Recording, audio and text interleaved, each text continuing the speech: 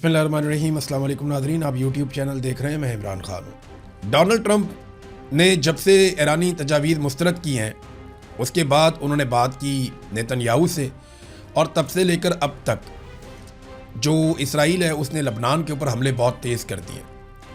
जो ताज़ा तरीन हमले हुए हैं लबनान पे, उनमें गुज़िश्ता 24 घंटों में इमदादी कारकुनों समेत 51 लबनानी अफराद जो है लबनान में शहीद हो गए, और लगातार ये तादाद बढ़ती चली जा रही है। हमलों की शिद्दत में इजाफा होता चला जा रहा है।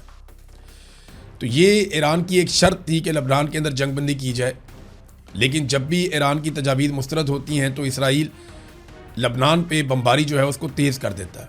अब इस वक्त लबनान पे शदीद बमबारी कर रहा है इसराइल, और वहाँ पे लड़ाई बढ़ती चली जा रही है। दूसरी जानिब ईरान ने भी डोनाल्ड ट्रंप ने जो कुछ कहा उसके ऊपर अपना रद्देमल दे दिया। एक तो ईरान ने कहा जी हमें इससे कोई फ़र्क ही नहीं पड़ता, यानी ईरानी सरकारी मीडिया ने यह दावा किया कि ईरान के जवाब पर अमेरिकी सदर डोनाल्ड ट्रंप ने जो रद्देमल दिया उसकी कोई अहमियत नहीं है। ईरान में मंसूबे अमेरिकी सदर को खुश करने के लिए नहीं बनाए जाते।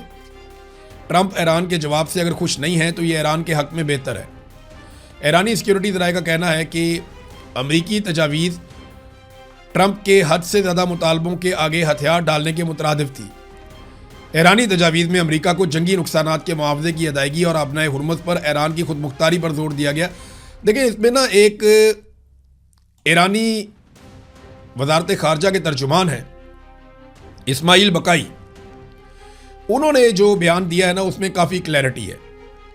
उन्होंने कहा कि ईरान के मुतालबात बड़े माकूल और ज़िम्मेदाराना मुतालबात हैं, जबकि उन्होंने अमेरिका पर यकतरफा और गैर मकबूल मौक़िफ़ थोपने का इल्ज़ाम आयद किया। वो ये कहते हैं कि ईरान का मुतालबा ईरानी जहाज़ों के खिलाफ बहरी कज़ाकी का खात्मा, यानी वो जो नाकाबंदी अमेरिका ने की है वो ख़त्म की जाए, जिसे वो समुद्री नाकाबंदी कहते हैं। ईरानी अवाम के गैर मुल्की बैंकों में मुंजमद असासों की बहाली का मुतालबा ईरान ने किया कि जनाब जितने दुनिया के अंदर बैंकों में हमारे पैसे आपने मुंजमद कर रखे हैं अरबों डॉलर, वो हमें रिलीज़ किए जाएँ, हम अपनी आवाम के लिए वो पैसा खर्च करें। आपने हुर्मत में महफूज आमदरफ्त की तजवीज़ ईरान ने साथ में दी थी, और लबनान समेत पूरे खित्ते में अमन के क़याम का मुतालबा किया। क्या ये मुतालबात नाजायज़? अच्छा, इसमें जो आपने हुर्मत वाला ईरान का मुतालबा है ना कि एक महफूज आमदरफ्त, उसमें ईरान के पास कलीदी किरदार है। यानी ईरान ये कहता है कि आपने हुर्मत में महफूज आमदरफ्त तभी होगी जब ईरान खुद इस अमल की निगरानी करेगा और उसके साथ कोऑर्डिनेशन में होगा, और ईरान को उसका बिल अदा किया जाएगा। तो आपने हुर्मत के ऊपर जो कंट्रोल है ये एक ऐसी चीज़ है जिसको अब ईरान नहीं छोड़ना चाहता। नाज़रीन, इसी बीच में ईरान में एक और बड़ी डेवलपमेंट हुई है। इसराइली खुफिया एजेंसी मोसाद के 7 बड़े खौफनाक जासूस ईरान ने गिरफ्तार कर लिए। इसके अलावा एक शख्स को वहाँ मार भी दिया गया है, वहाँ इनकाउंटर हुआ, उसमें वो आदमी मारा गया, और एक शख्स को सज़ाए मौत भी ईरान में सुना दी गई है।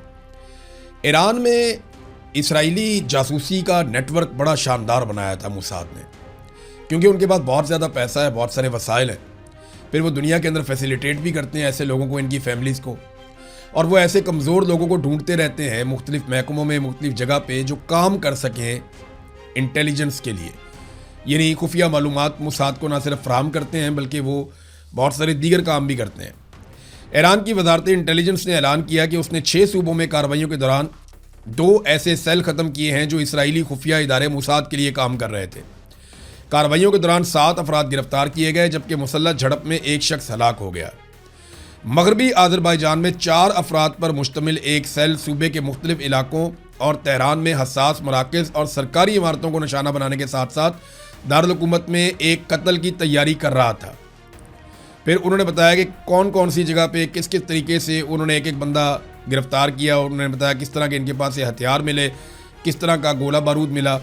फिर इनके पास से बहुत छोटे साइज़ के ड्रोन्स भी मिले जिन्हें ये जासूसी के लिए इस्तेमाल करते थे।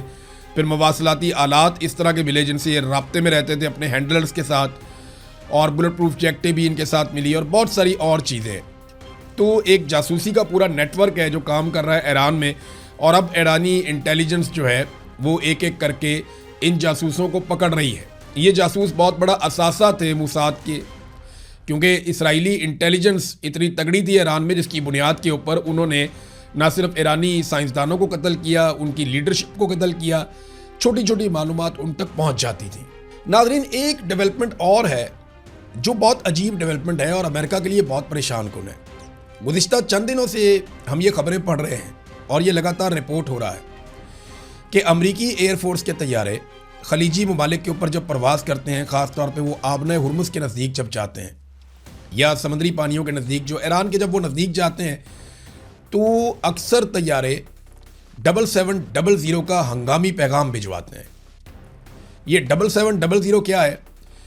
अमेरिकन एयरफोर्स के तैयारे जब मुश्किल में आ जाते हैं, जब उनको कोई जैमर्स पड़ जाते हैं या उनका कम्युनिकेशन का या दीगर सिस्टम पूरी तरह से काम नहीं कर रहा होता या उन्हें लगता है कि कोई ख़राबी हो गई है, तो वो 7700 का एक पैगाम फौरी तौर पे भिजवाते हैं।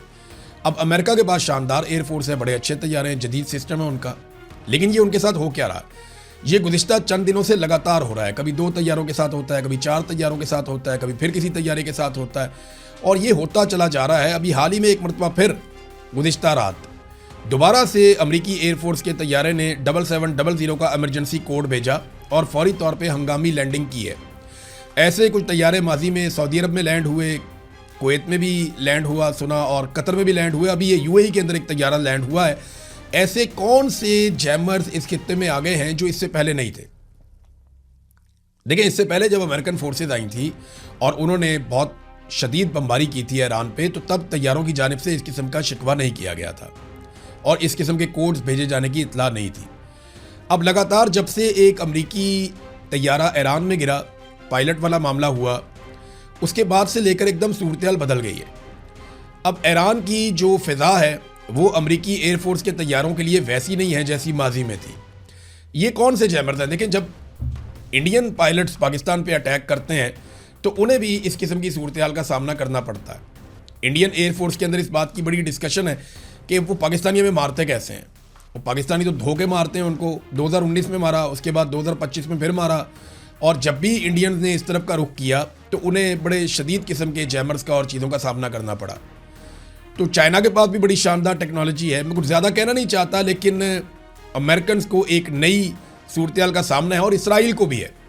इसराइली जो आर्मी चीफ है, चीफ ऑफ स्टाफ अयाल ज़मीर, उसने ये स्टेटमेंट दिया है कि हमें फौरी तौर पे हज़ारों फ़ौजियों की ज़रूरत पड़ेगी, क्योंकि जिस किस्म की लड़ाइयाँ इसराइल ने इस वक्त छेड़ दी हैं, इन लड़ाइयों में परफॉर्म करने के लिए और सर्वाइव करने के लिए इसराइल को मज़ीद हज़ारों फ़ौजियों की ज़रूरत है, और उन्होंने अपनी डिमांड डाल दी। और ये बात एक दफ़ा नहीं, कई मरतबा इसराइली चीफ ऑफ स्टाफ ने की है कि मुझे मज़ीद फ़ौजी चाहिए, वरना सिस्टम कोलैप्स हो सकता है। अमेरिकन को एक नई सूरत-ए-हाल का सामना है, और इसराइल को भी है।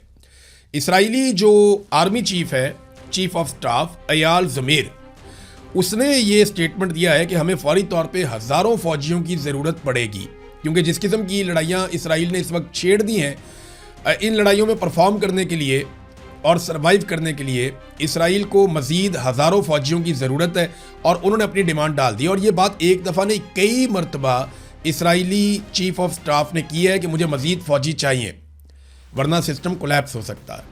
तो अब तक के लिए इतना ही। अपना ख्याल रखिएगा, अपने चैनल का भी। अल्लाह हाफ़िज़।